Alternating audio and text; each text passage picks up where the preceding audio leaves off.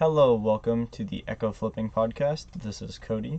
On this podcast, we're going to be talking about reselling, and I will aim to have guests that will either share their journey about reselling or just talk with me about relevant topics in reselling at the time.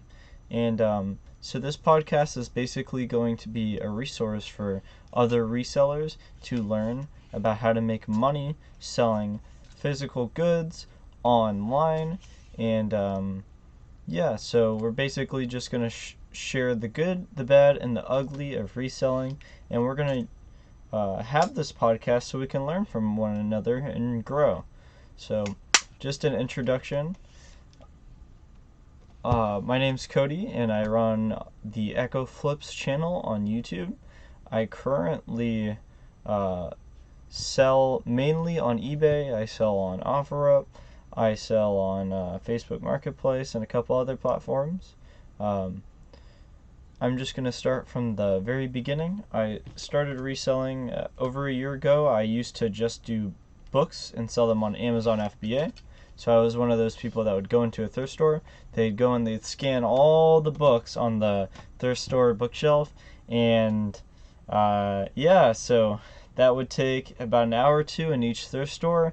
And the margins were meaty. You'd get a ton of books, and you'd only spend like $1 or $2 for each book. And then you sell them on Amazon for $10+. Sometimes you'd hit a home run. You find a book for $1 that sells for $50. But the thing is, that business model is great and all, but it takes a lot of time. It's very time intensive, I found, and I felt like it just wasn't for me. I felt like I was just, I wouldn't say wasting my time, but I felt like my free time was just going to something that I didn't really like, and it was making me just a little bit of money, but I just felt like it wasn't worth it. So I already had experience going to thrift stores and maybe buying an item here or two, but it was almost always just me rushing to the book section. But one day I was like, what if I don't rush to the book section? What if I just try to find some items that are on the shelves and try to sell them on eBay? I heard people sell stuff on eBay all the time. So I started doing that for about a month or two, and I started to love it. And I just stopped Amazon books entirely. For the most part, I just kind of kept it on hold on the back end. And I just kept on going to my 3 thrift stores that I have around me. And that was great. I was making about $200, $300, $400 a month off of that. And that was good income. I'm a student. I go to college, and I also have a part-time job. So it's not like I have a ton of time in the world. I also have a girlfriend, and I like playing video games, so I wanted some time for that too. So I was thinking, how can I make at least $200 to $300 a month, but do something else other than books, because books takes a lot of time from me. And then I thought, I'll just keep on going to these thrift stores, and I looked up on Instagram that some people actually resell shoes from places like Ross, Marshalls, and Burlington, and even the Nike outlet, and even like Vans outlet and other places that you can get shoes.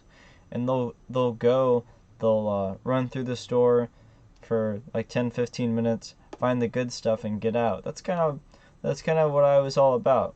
I really liked going to a store, finding the good stuff, and then leaving. That's really what I enjoyed, so that's what I focused on. So currently, not like a brag or anything, or not brag, I currently make anywhere from about $500 a month to even as high as $2,000 a month reselling.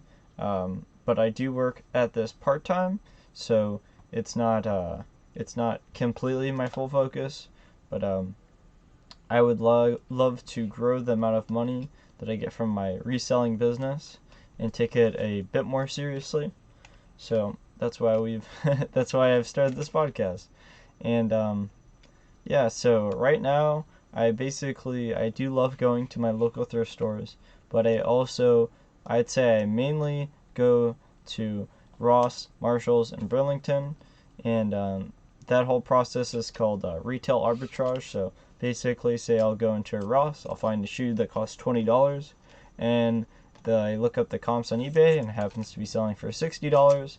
I will sell it for $60 or even a little bit higher on eBay, and after all the fees and stuff, I'll make about $20 and double my money, just like that. I know you're investing a little bit more money, but if you just keep on reinvesting the money that you put in, hopefully at some point you'll grow enough inventory to make a significant amount of money.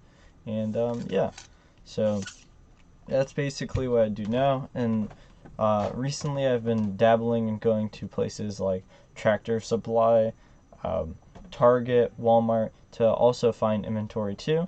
And I've been dabbling in online arbitrage and even botting, which is basically online arbitrage is basically buying things online to sell back online again.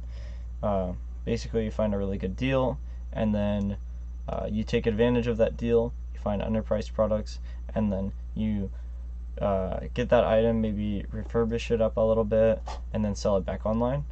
And botting involves basically you have a bot that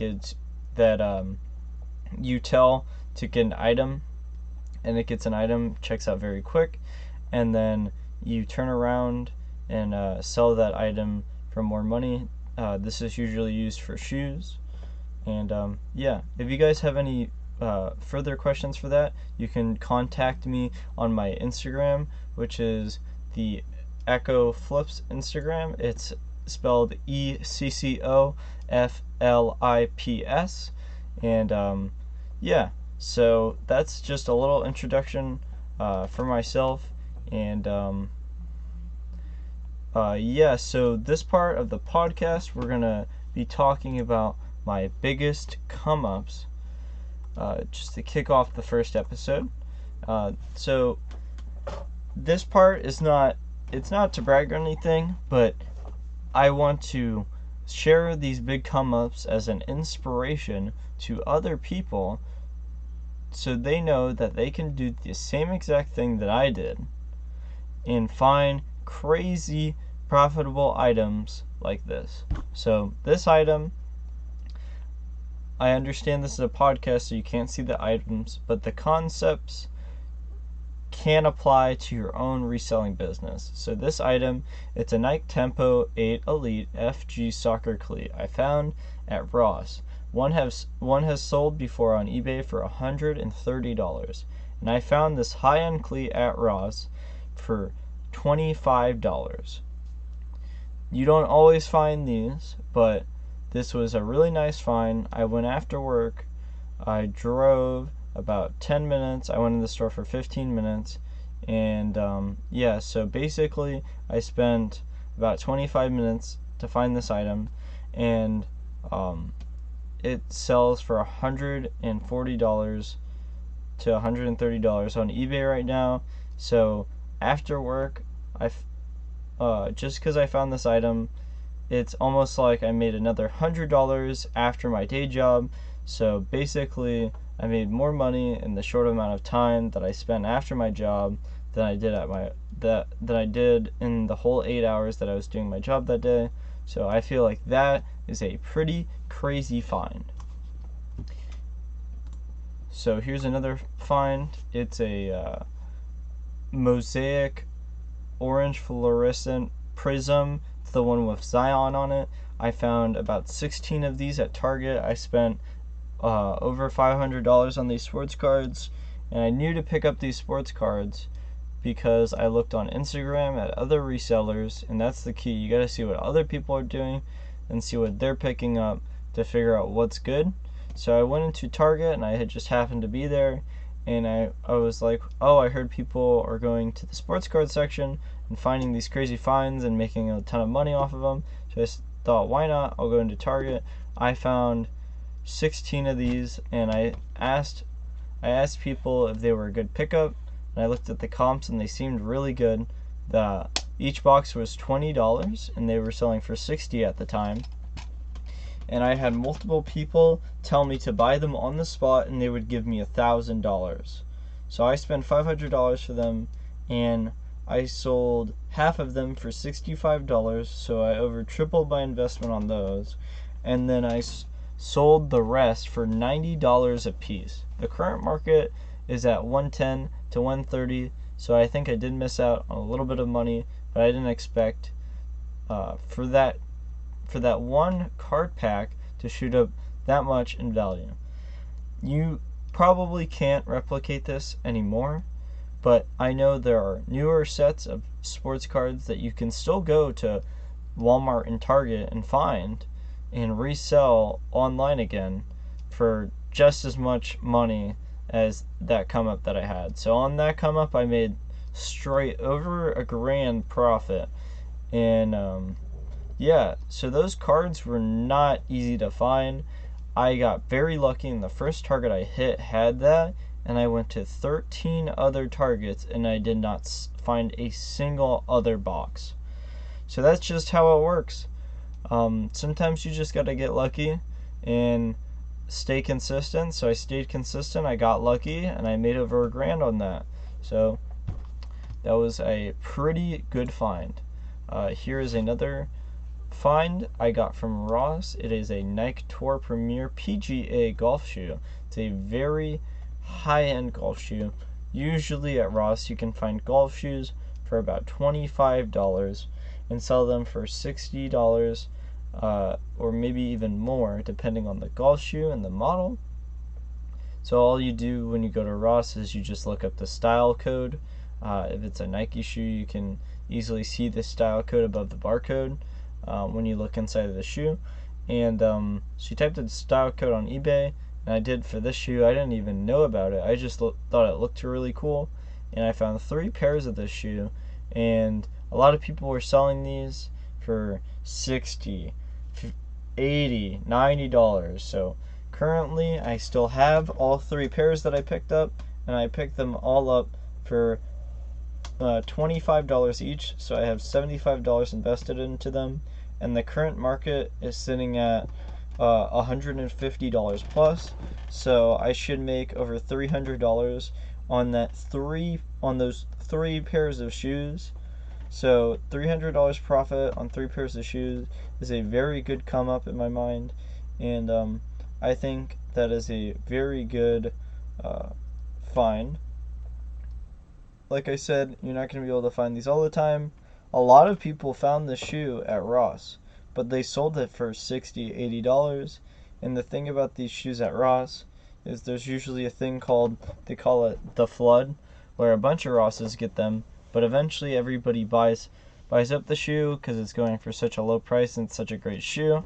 And then the few people that are left usually control the market, and if they priced high, they can usually even sell their shoe for maybe even double the price that other people sold their shoe. So for example, a lot of people sold the same golf shoe for about $80, and I'm hopefully gonna get around $175, maybe $160 for it at least. So in my mind, that's an insane come up, and I'm just doing this as inspiration for you guys to go out there and find some good deals like that. Another deal I found this baseball bat from a thrift store. I found it for $3 at a thrift store, and it was an insane come up. I asked the lady, like, it had no price tag on it, and she told me $3. I looked up the style code on the head of the bat, and I saw that it was going for over $200. I priced it $250, and I sold it within within like a week or two. So that was a very nice, easy money come up for me. And yeah, so I have a video where I have the top 5 bread and butter items, and in that video I talk a little bit about bats. And yeah, I just love selling sports equipment. It's often very expensive. If you guys have ever went to an Academy Sports, you can see how expensive these either baseball bats or golf clubs are. So yeah, Another come up that I had was a K-Rank golf club, which I spent $15 for, and I sold it for $130. K-Rank is a very great brand.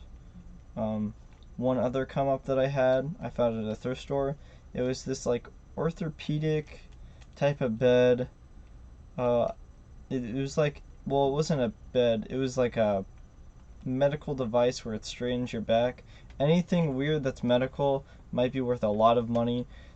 This I happened to spend $15 on, and I sold it for $175. It sold within a week, and it was a very great come up. Like, the only thing that you have to watch out for medical equipment is you got to make sure all the parts are there, and you got to make sure that you're actually able to sell it on eBay. So, I know some medical items are banned on eBay and you can't sell them, so just be aware of that. I believe eBay has a list where they show all of the banned items that you cannot sell, and there are some medical devices on there. So I would advise looking that up before you try to sell a medical item and then get your account banned. Another come up that I had was I found this baseball glove. Not all baseball gloves are this expensive, but I found a baseball glove in my local thrift store. I thought it looked really nice. It was like a normal baseball glove, but a little bit bigger, and by the wrist area it had this huge stitching, and it said, I believe you pronounce it Mizuno. And I looked up on the inside, it had a style code kind of by the thumb of the mitt, and it had a model number. I looked at that model number. I couldn't find the same exact one, but I did a little bit more research on Google. I found out that glove retailed for over $200, and there was a similar one that sold, and it was B as B could be, and it sold for $90. And there was one that was slightly different, and it sold for $270. So I priced mine for $250, and it sold within a week. I thought that was a pretty insane come up there, and I only paid $2 for it. So, I would just like to say that these home run items, it's not like you're going to find them every day, but if you're consistent and you're persistent, you can find things like this that will, these huge scores do come every now and then. But they don't always come, and I have a video where I show my bread and butter items. You can watch that, and that will help you get some decent money. But yeah, I basically just wanted to show what was possible in this episode and show the huge come-ups. Lastly, I would just like to invite anybody that wants to come on to this podcast and either talk with me, or if you have a topic that you want me to go more in depth on, you can contact me at Ecco Flips on Instagram. It's ECCOFLIPS on Instagram. So if you want me to talk about anything, or you have any questions, please don't be shy. I love to help people. You can just message me whenever. If you want to come on here and just talk with me about anything, I'm open to that. So this has been Cody on the first episode of the Ecco Flipping Podcast. I hope you guys have a wonderful day. Hope you learned something. And good luck out there. Goodbye.